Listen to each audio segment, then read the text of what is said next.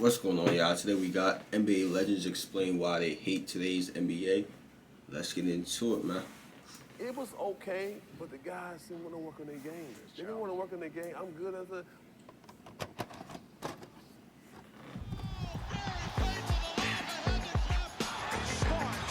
Hey guys, this is Dominique Wilkins. Hey, this is Sean Kemp. This is Gary Payton. Hey, this is Pau Gasol. What's up? This is Vince Carter here. Hey, what's up? This is Matt Barnes. If you're an old school NBA fan like I am, make sure you check out the You're not basketball. working on their game, man. Is that what they about to talk about? Because I'm seeing a lot of that, man. Jordan Poole just got his max contract last year. Came back dookie butt, like, all-time machine, hooping it up. Sean David, and I welcome you to your weekly dose Trash. of old school NBA basketball. Not too long ago, I had A lot of people that got good contracts came back just playing like straight dookie. Yeah, I personally obviously had a problem with that. So I thought, okay, it would be nice to also show you the other way around. I mean, honestly, even though I'm a huge old school fan, obviously old school players also say negative things about today's NBA. My personal opinion follows at the end. But before we start with that, let me ask you guys for a small favor. If you enjoy the content, please like the video and subscribe to the channel. All right, let's do it. Got you, my boy.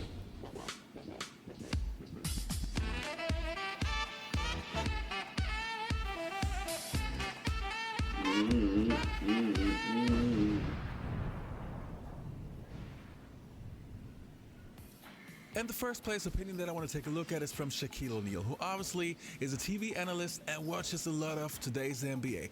But he has a very strict and straightforward opinion about today's NBA. Let's take a look. You think the NBA's become like too sensitive and political? Oh yes, very, very sensitive, very soft, very political. But you know, and I hate this so term. too, man. But people say this is the era we live in. So I guess we have to accept it. And one thing I would not accept is okay play being looked at as great play. I ain't letting that shit slide ever. You know, I've been through the era of Mike, Charles, Malone, Stockton, all these great guys, so I know what greatness looks like. I like to tell people jokingly that I am the reason that big guys do not want to play in the paint anymore. I hate it. I dislike it. I was just at Michael Jordan's 60th birthday party. He pulled me to the side. And you know, we talked about that for 30 straight minutes. Really? Because back in the day, you guys played every game. No rest. We want to play every single game. We couldn't wait to get out there on the court. And it's about your ego. Yeah, bro, I can't believe, like I used to look forward to games, like when I know I had a game coming up, bro, the amount of, you know what I'm saying, I'm just fiending to play, bro. Like, I don't understand it. You know what I'm saying? Especially for all those fans, I would want to go out there and hoop every single game, boy, until my career is over. You know? That's a lot. Another thing, too, bro. I feel like some of these NBA players, bro, they really don't have a passion for the game like that. For real. They don't love the game like that, man. Because if you love the game, you're going to be out there every, you know what I'm saying? Every joint if you're not injured, if you're not, you know what I'm saying? Come on, man. Your passion, your love for the game. It's about those fans. You know what I'm saying? With my life, I even see him saying all that. To watch you play this game of you know what I'm basketball. saying? What am I like, y'all? Come on, To bro. play something that we love. Come on, great minds think alike, man. So, it was, you know what? Coaching, Fair enough, though, like, no passion, watching like, NBA with transition the passion for the to a game, like, different place, it's ridiculous. it was okay, but the guys didn't want to work on their game. They didn't want to work on their game. I'm good as I don't want to work on no post move. I'm shooting jump. I said, you never know what position. Be ready for the moment.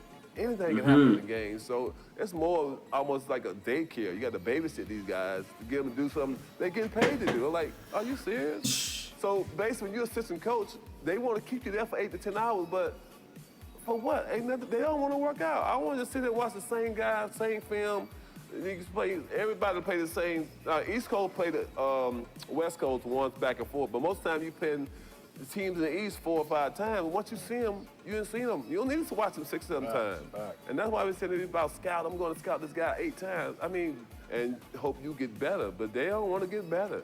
They happy with it at the moment. I ain't never seen so many guys never want to get better. Different time, definitely. They getting the money. Just because Dirk is 7 feet tall and he's a great shooter, just because Kevin Durant is 7 foot and he's a great shooter, That don't mean all you other 7-foot dummies should be out there Well, shooting it's interesting. I mean, I think if you take a look at today's environment, I mean, it's very Nah, for much, real. 7 foot. Get your ass on the block and dunk the basketball, man. Make yourself a threat down there, and everything else gonna open up for you, man. Back in the 90s, I remember I was in Detroit, and I was leading the team in points, rebounds, assists, steals, minutes, everything. And I remember one day I strained something in a game, and I sat out of practice. And my teammate Rick Mahorn was like calling me soft for not practicing. And so, and I went back. I mean, we joke or whatever, but like there was an expectation that you play. And now the pendulum has swung so far the other way that one could say we're overly cautious.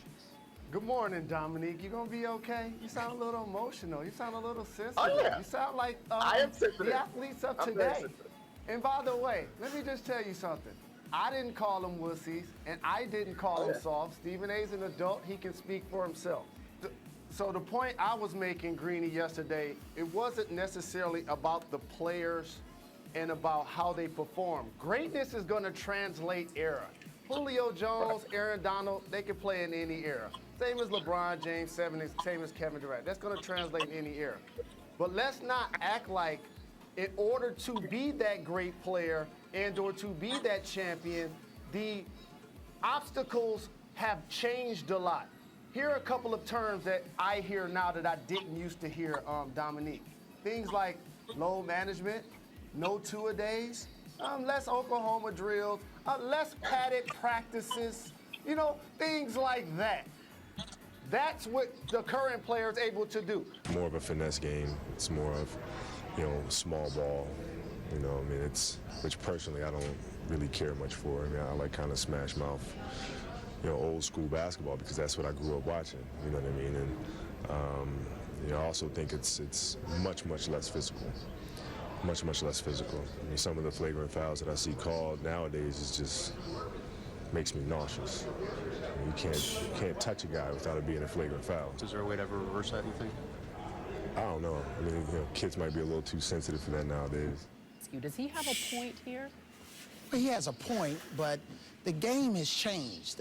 When I first came into the NBA in 1988, you had the bad boy Pistons and Joe Dumars and Isaiah and Dennis Rodman and all those guys, and the Celtics.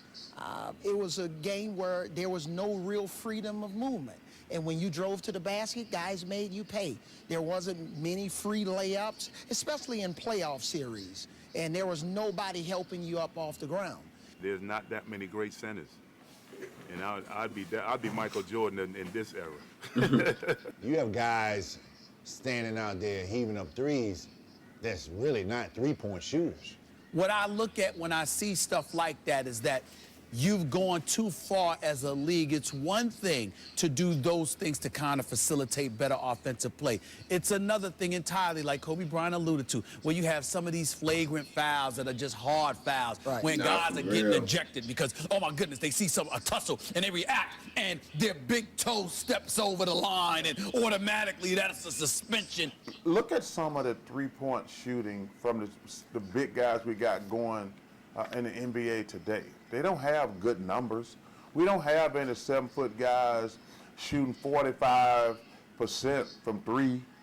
But if you have a Shaquille O'Neal, a Moses Malone, Ema Charles Barkley, or Andre Drummond, or DeMarcus Cousins, if you don't let us post up and get the other team in foul trouble or draw the double, you just don't know how to coach. We were coming to the game, and there was no way we were going to play against you. You weren't going to play for 45 minutes and have 2 fouls. It just wasn't going to happen. You weren't going to play the game for 45, 40. The best players now very rarely get in foul trouble. And when they do get in foul trouble, I very rarely see a point guard come down and say, oh, see, Webb's got 3 fouls. I know I can get a basket off him because he don't want to get up that, he want to pick up that 4th. They never go back at him. So consequently, the strategies of the game, the offense, the way the offense are being run, it's just totally different. So I think the chess that we used to play in basketball we don't play chess anymore. We just, play checkers. So, as I promised you at the beginning of the video, I will give you Nah, for real. I feel that's really what it seems like. Seems like everybody's just scoring. Like, where's the, you know what I'm saying? Like, that's a fact. You need some strategic. I mean, the playoffs, it get a little better in the playoffs. Then you start to see a little more strategic play, more team play, people playing together, just being in unison, you know. But during the regular season, it's really just, they just running up and down the court, shooting the ball, playing offense. Both teams is playing offense. That's really what it be seeming like. Personal take right now. So the first thing you gotta know is, if you would have told me 35 years ago that there will be a time where I really, really dislike the NBA, I would have called you crazy. The NBA was like the most important thing to me, not only because I grew up with the NBA, but because I love the sport so much, and the NBA simply gave me so much joy, so much passion. It was just, as I said, one of the most important things in my life. And as you probably guessed, yes, I dislike today's NBA. But the one thing you have to understand is, it's not like I enjoy disliking today's NBA. I would love to love today's NBA. It actually hurts that I can't enjoy today's NBA. And I'm 100% sure that there are millions of people around the world. Let me know how you guys feel about today's NBA. If you like or dislike it, and why you like or dislike today's NBA, man. But that's the end of this one. If you enjoyed, comment down below, turn on post notifications, subscribe, and I'm out of here, man.